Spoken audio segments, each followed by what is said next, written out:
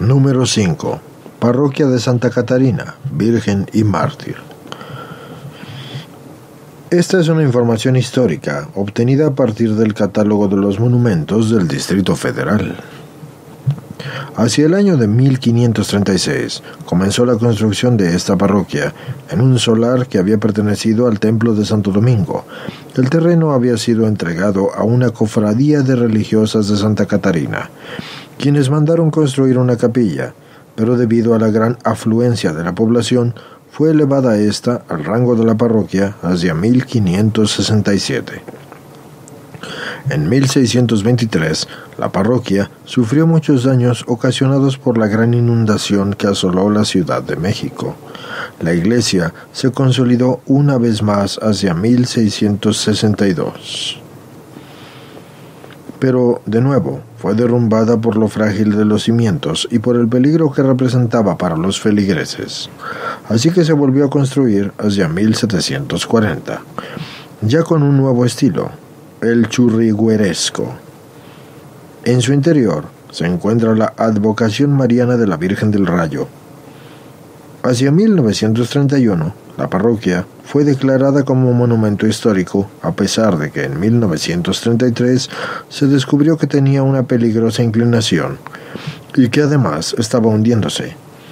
En 1974 se incendió, pero por fortuna no sufrió ningún daño estructural.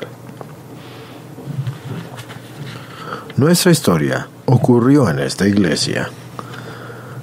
Es una de las leyendas más antiguas de la Ciudad de México, y como todas las leyendas tiene un gran contenido fantástico, pero creo que bien vale la pena transmitirla. Hacia el siglo XVII, y habitaba en la iglesia el padre don Gabriel Denia, que era un hombre de edad avanzada, cuya bondad y gentileza y fervor eran muy conocidos entre la comunidad. Era delgado y de piel tan blanca como la de los santos que se encontraban en su parroquia, y de bondadosos y profundos ojos azules. Y solo había algo que inquietaba al barrio, y esto era que el padre Denia, todas las noches al sonar las 12, bajaba a la iglesia y ahí permanecía durante horas. ¿Él qué hacía todo ese tiempo? Era un misterio, pero la gente así solía decir que bajaba a la iglesia a rezar. Tantas fueron las habladurías y el misterio sobre ese asunto que llamó la atención de dos renombrados personajes de la época. Uno de estos era el regidor, don Félix Salgado de Villalba, y el otro era el licenciado Martín Simbrón, un colaborador del regente. Ambos se reunieron en la casa del regidor y discutieron el asunto. Debemos averiguar qué es lo que hace el padre Denia por la noche. Después de todo, la seguridad del barrio es mi responsabilidad, dijo don Félix, mientras que tamborileaba con los dedos en su ornamentado escritorio. No creo que el viejo padre esté haciendo algo indebido. Además, si nos metemos con la iglesia, puede haber más problemas de los que podamos solucionar, contestó don Martín Simbrón. Los chismes están creciendo, Martín, y lo sabes. Pronto esto llegará a los oídos del virrey, y entonces será mi cabeza la que esté en juego. Si las habladurías llegan al virrey, también es posible que lleguen hasta el obispo, y ante esto no creo que él se quede muy quieto. Seguro que removerá a Denia de la parroquia y tu asunto estará resuelto. Martín observaba con detenimiento a don Félix mientras éste cavilaba. No esperaré hasta que eso pase. Además, todo el barrio quiere al padre Denia y no sé qué tan conveniente sea que lo reemplacen. Quizás hasta enfrentaríamos un disturbio peor. ¿Y por qué no resolverlo nosotros mismos antes de mezclar a las autoridades eclesiásticas o las virreinales en el asunto? ¿Cómo piensas hacerlo? Parecía que por fin la conversación había tomado un rumbo interesante para Martín. ¿Por qué no vigilarlo nosotros mismos? Es fácil. Podemos quedarnos después de la última misa y ver qué es lo que hace el padre a tan altas horas de la noche fuera de sus aposentos. El espíritu aventurero de Martín lo movió a aceptar sin vacilación alguna, y se despidió de su anfitrión y abandonando su casa con un compromiso, se verían esa noche en la misa de vísperas. Ambos llegaron puntuales a la cita y participaron de la liturgia, y don Félix siempre se había considerado un hombre de fe. Difícilmente creía que el padre Denia estuviese haciendo algo incorrecto, y sin embargo también sabía que debía de averiguar antes de que el virrey lo hiciera, y prestaré oídos a esas murmuraciones. Tenía que averiguar sobre las actividades del padre Gabriel. Al término del oficio, el sacerdote se dirigió hacia la sacristía, y mientras los fieles salían de la iglesia santiguándose, Martín avanzó hacia el confesionario y se escondió en el interior, y lo mismo hizo don Félix con el confesionario que estaba localizado al otro lado de la iglesia. El sacristán salió a cerrar las grandes y pesadas puertas del templo, y después hizo una reverencia ante el altar y se retiró. La iglesia se quedó vacía y el silencio era absoluto, por lo que ambos personajes comenzaron a sentirse adormilados mientras que esperaban al padre Denia. Después de casi 5 horas de espera, sonaron en la calle unos pasos que se aproximaban a la iglesia. Martín, despertando de su sopor, emitió un leve silbido, tras lo cual don Félix se puso alerta. La puerta emitió un chirrido al abrirse y cerrarse, y el padre Gabriel Denia entró con un paso lento, y ambos hombres se miraron a la expectativa de las actividades del modesto sacerdote.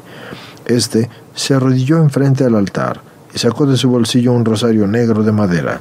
Se santiguó y con sus profundos ojos puestos en la imagen de la Virgen, comenzó el rosario. Padre nuestro que estás en el cielo, santificado sea tu nombre. Venga a nosotros tu reino. Hágase tu voluntad en la tierra como en el cielo, y etc. Danos hoy nuestro pan de cada día. Perdona nuestras ofensas como también nosotros perdonamos a los que nos ofenden. No nos dejes caer en la tentación y líbranos del mal. Amén. Y respondieron no una, sino varias voces. Ante todo esto, los aterrorizados ojos de los dos que estaban vigilantes vieron que las figuras de los santos descendieron de sus pedestales y que se arrodillaron a ambos lados del padre Denia. Dios te salve María, llena eres de gracia, el Señor es contigo, bendita eres entre todas las mujeres, y bendito es el fruto de tu vientre Jesús. Dijo de nuevo el padre Denia. Santa María, Madre de Dios, ruega por nosotros los pecadores, ahora y en la hora de nuestra muerte. Amén.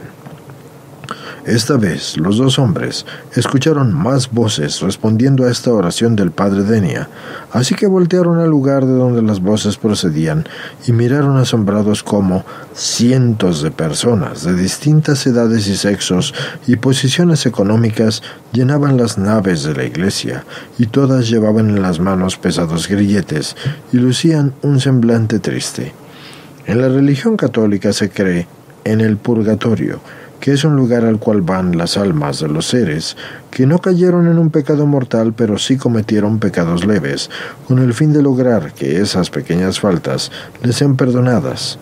También se cree que actos sacramentales como la misa y el Santo Rosario interceden por las almas del purgatorio y tienen el poder de liberarlas de ese lugar y de concederles las distintas gracias.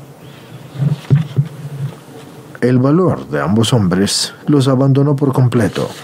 El regidor, don Félix, lanzó un grito aterrorizado antes de desmayarse, y casi al mismo tiempo que también lo hacía Martín, aún escondido en el confesionario. Cuando los escuchó el padre Denia, cornó al auxiliar a don Félix, corrió con ellos. Don Félix yacía y no tenía sentido, estaba en el suelo. Las voces de las ánimas en ese instante dejaron de rezar, y todas al instante desaparecieron del mismo modo en que habían llegado. Así que los santos, que antes estaban arrodillados junto al sacerdote, también regresaron a sus nichos.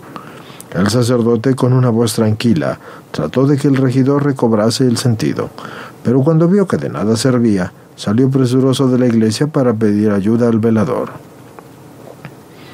Ambos hombres fueron llevados a sus respectivas casas, y don Félix, por haber presenciado un acto de que no estaba destinado a los ojos de los vivos, estuvo largo tiempo en cama y sufrió de alucinaciones, hasta que perdió la razón y simplemente murió. Y don Martín Cimbrón, después de recobrar su sentido, y arrepentido por haber dudado de la bondad del sacerdote y atormentado por las voces de las ánimas que él en secreto había escuchado, le pidió un hábito en el convento a San Francisco, donde vivió en constante penitencia y autocastigo, y se dice que estaba obsesionado con las ánimas del purgatorio. El padre Denia siguió viviendo en su parroquia y dedicado a salvar a las ánimas de aquellos pecadores que no habían recibido el perdón en la vida y que lo acompañaban en sus oraciones en la muerte.